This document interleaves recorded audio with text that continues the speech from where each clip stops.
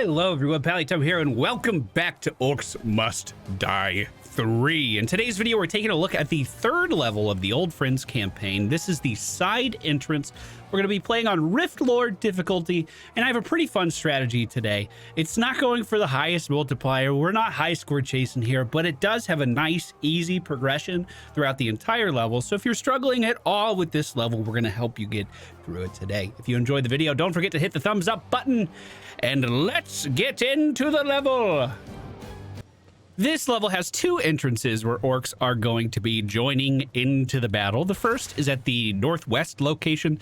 The orcs are going to travel down this set of ramps and directly into the rift that we are protecting.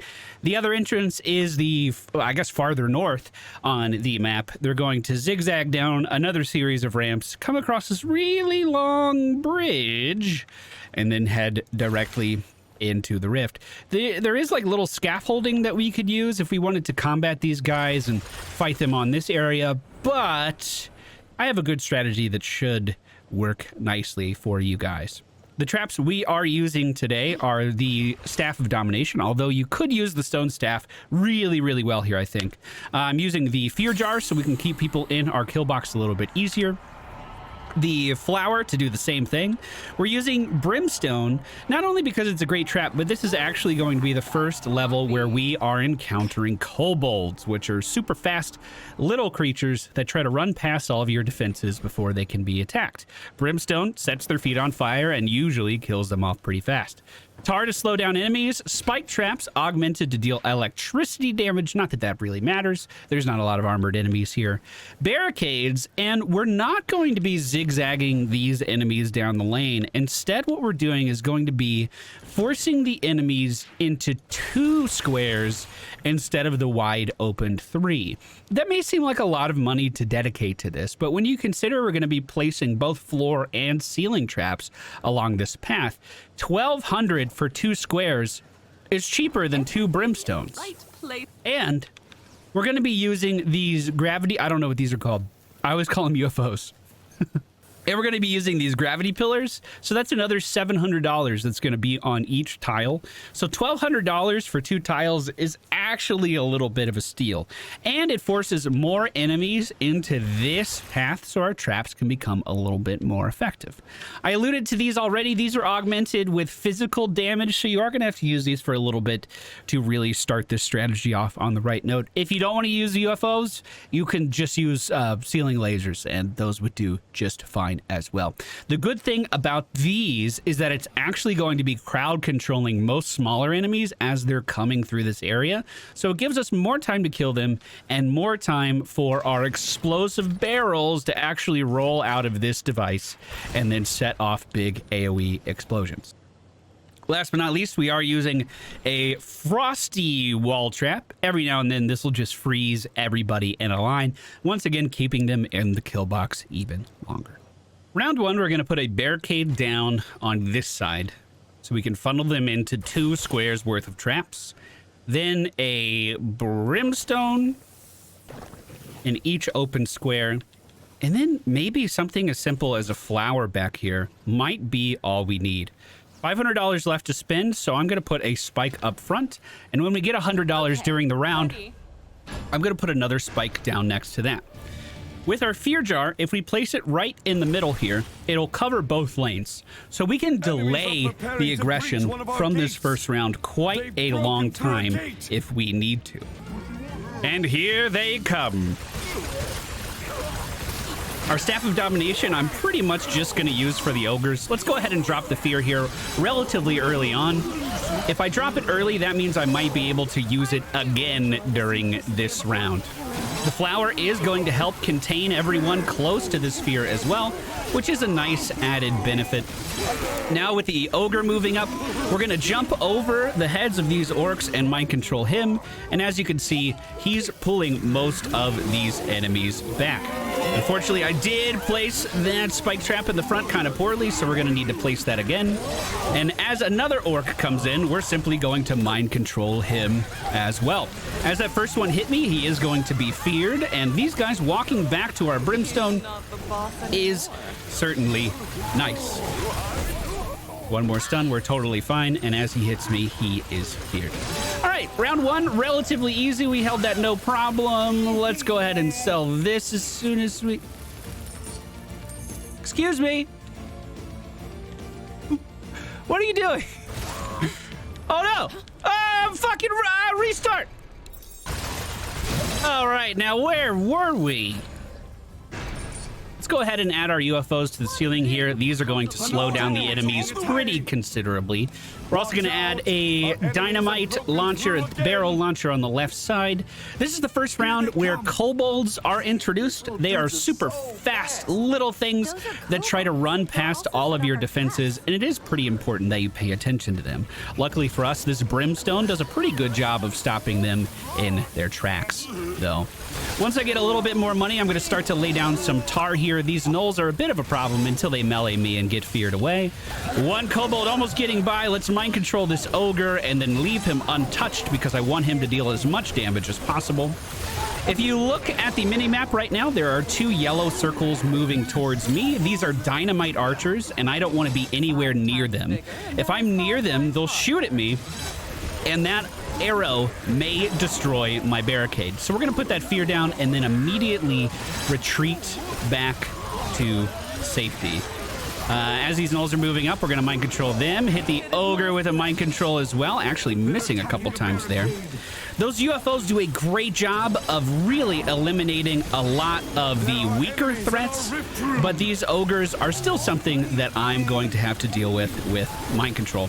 Not that it's that big of a deal. We took these guys out, no problem. And as the strategy continues to progress, those big enemies will be even easier.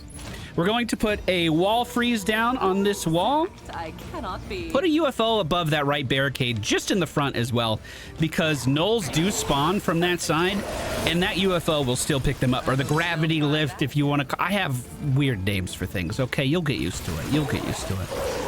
This round, predominantly, most enemies are coming out of the other entrance. That's not a big deal to us because we already have this defense set up where the lanes merge together. I added more barrel dispensers to the wall, which is going to be rolling out explosives that will do some pretty big damage to our adversaries. Was that a fire immune enemy, or did I see that wrong? Are there those on this map? We are getting some Cyclops mages that are dealing some damage to me. I'm simply going to back up to the rift and heal. Between the flower, the mind controls that I'm periodically throwing out on big enemies, and the UFOs, most of this lane has been totally safe. We haven't had to do very much this round at all. And then periodically, all I got to do is shoot those barrels to finish off most enemies. This mountain troll moving over on the left side is going to be our main Staff of Domination target for quite some time. They heal when they're not in combat. So just making sure that they are constantly in combat with their enemies is something that's going to be good. Let's see. It's kind of up to us what we want to do now. This is going pretty well. Let's add in another barrel dispenser, another barricade here. Let's start to replicate our floor traps that we were putting up front. So it went spikes, brimstone, tar. We're just going to do that again as this path continues. We are getting some dynamite archers spawning at the right door right now. Some gnolls rolling forward. Luckily for us, that UFO dedicated just to picking up those gnolls and stopping them from getting to us. This mountain troll is going to be mind controlled in the middle of this. We also have a mana potion on the ground in front of us, which means we can actually spam out our Staff of Domination mind control a little bit more without having to worry about the repercussions. As I'm getting a little bit more money, we're going to add in more UFOs to the main path. I believe a barricade was under attack because a dynamite archer was shooting at someone that I had mind controlled, but I'm not 100% on that. As we hit round 4, you can see this pretty much just takes care of itself as we weave in right clicks every now and then just to help out. Let's put in another brimstone here, another UFO up here. Oh, I need to add another wall freeze on the right side there as well. And another flower would help just keep people inside of the kill box a little bit longer. Let's do another flower right here. Really big explosions in there, lining up really, really nicely.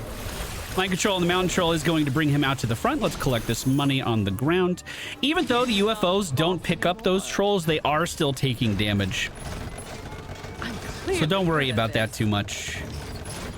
And it looks like this is pretty self-sufficient now. Other than that annoying rattling sound of the barrel moving into the barricade, this is looking pretty good. We might lose that front barricade this round, but this back one will still have them funneling more or less where we need them to go. Wow, a Kobold set up a really big chain reaction there. We're just going to do some easy damage on these trolls. I'm not even going to bother wasting my mana, even though we have that potion there at our disposal as well. As the gnoll moves up to us, all we have to do is click on that barrel, and most stuff in the kill box will be taken down. Ogre's starting to push in here as well, but again, we don't even need to use our mind control on them. However, this armored ogre is going to get my attention. The longer they stand in the box, the more likely these explosives are going to deal some meaningful damage to everyone in the box. MC on the armored ogre and the mountain troll as well. We could pretty easily just put a fear down in here if we need to. And that'll mean they're walking over that tar, walking over the brimstone, walking over the spikes over and over again. Those gnolls, as they run through, don't worry, they aren't trying to go into the rift. They're just trying to kill me. If they attack me, they're going to be feared because we have the fear jar. This is a new armored ogre moving in right now, and it looks like the final wave is slowly coming to a close. Again, I wasn't really going for high score on this one. I feel like high score can kind of fall into a rut where you kind of put the same traps down in the same orientation over and over again. But I thought this was a really fun strategy to utilize the space here on this map. Mountain Troll's the last adversary left. Let's hit him with the explosives. Wow, he didn't take much damage from that at all. Luckily, our headshots hard to miss on a target that's not moving. We got a total of 541,000, a perfect 5 skull finish. We were 37 seconds underneath par. Not too bad at all. Not too bad at all. It did everything that we needed it to do. You know what I mean? I am curious. 500,000 doesn't seem like a lot on the multiplayer. Where does that put us in the grand scheme of things? 4,079 for our high score. Hey, if you enjoyed this video, if you thought it was entertaining, or the strategy helped you with completing this level on the hardest difficulty, please don't forget to hit the thumbs up button on the way out. We'll be back again soon, taking a look at the hidden dock level. Take care. See you again soon. Goodbye.